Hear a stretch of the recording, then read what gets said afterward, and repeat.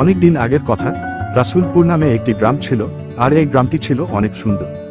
গ্রামে রাহুল নামে এক ছোট ছেলে থাকত।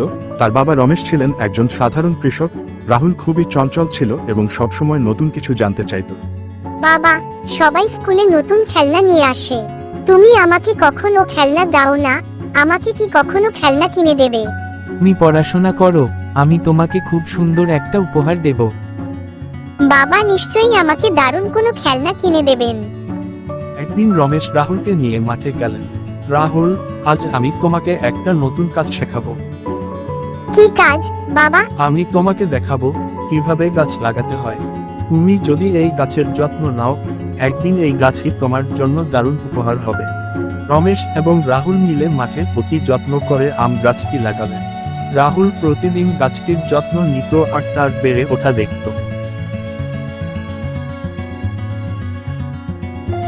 সময় পেরিয়ে যায়।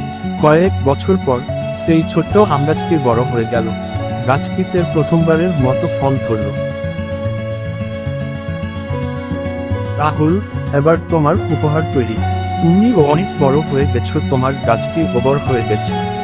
আমরা, বাবা, এটা তো আমাদের জন্য অনেক দারুণ উপহার।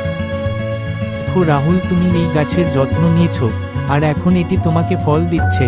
জীবনেও এমনই, যার যত্ন নিই সে আমাদের কিছু না কিছু ফিরিয়ে দেয়। বন্ধুরা, আজ আমরা এই গল্প শুনে কি শিখলাম? পরিশ্রম ও যত্নের মাধ্যমে আমরা জীবনে সবকিছু অর্জন করতে পারি। প্রকৃতির প্রতি ভালোবাসা এবং ধৈর্যের ফল একদিন আমাদের জন্য আনন্দ বয়ে আনে।